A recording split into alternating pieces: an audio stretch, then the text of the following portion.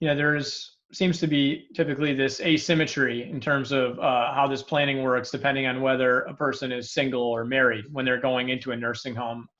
The asset test, I think, is a little bit more strict than the income test in most states. I believe in Pennsylvania, you have to be under $2,400 in countable assets. How does that play out for a married couple versus a single person?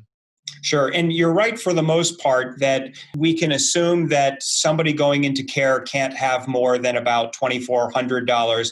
Really, if they have a pretty low income, that will trigger a provision where the state sort of ignores a certain amount of money so that they can have as much as $8,000 in income. But let's just assume between $2,400 or $8,000. So if a married couple were to come into my office and let's say they have $300,000 when you count up all of their countable assets. What do we do about that? Because, with this, let's say $2,400 limit on the person going into care. And the way it works is the first thing we do is we imagine a box and we put all of their assets, whether they are owned by the spouse going into care, owned by the spouse who's not going into care, or owned jointly. Let's assume we're going to put it all into this box and add up the value of everything, and then we'll have a total amount. Well, before we do that, does everything go in?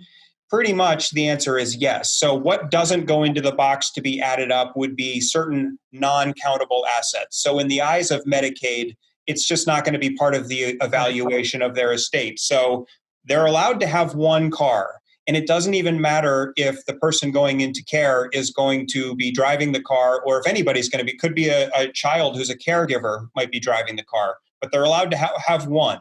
If they have more than one, well, it depends on the circumstance, but very often what you'll do is you'll say, well, the more expensive of the two is going to be the non-countable asset. And we'll, in order to keep the resources lower in the box, we'll put the less expensive car in there.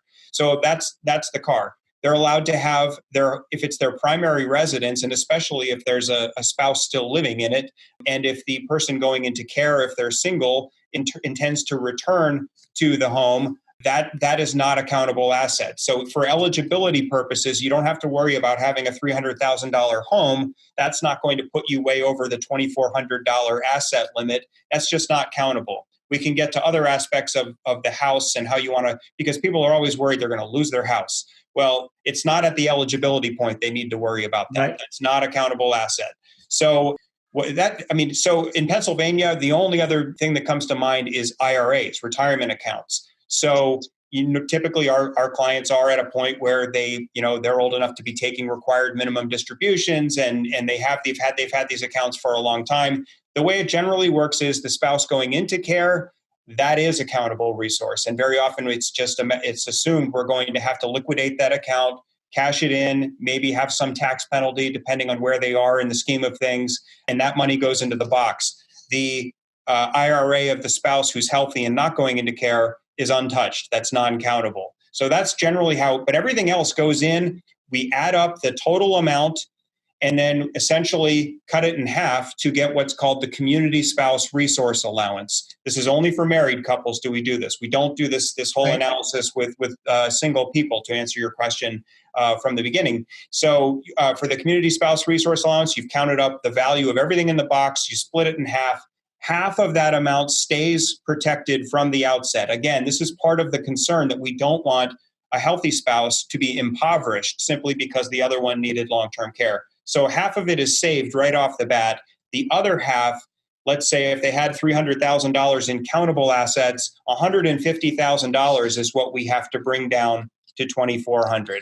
So how do we do that? That's what Medicaid planning is all about, and we can talk about different strategies to do that. But that's how you first go about analyzing assets for a married couple. For a single person, it's pretty much everything, including their IRA. It's just the house, then the car that gets set aside.